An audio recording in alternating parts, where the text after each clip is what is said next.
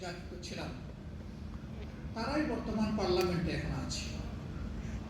একটা অংশ সরকারি দলে, আরেকটা অংশ বিরোধী দলে।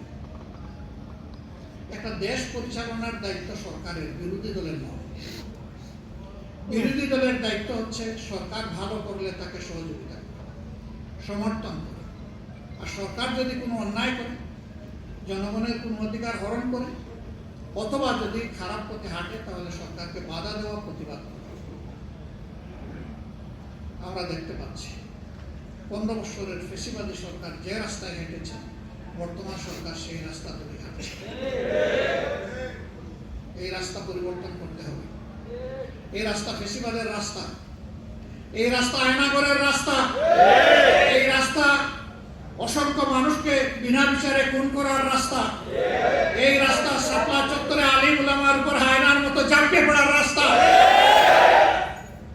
এই রাস্তা বাংলাদেশের মানুষ এই রাস্তায় কাউকে চলতে দেবে না। সুতরাং বিরত থাকুন।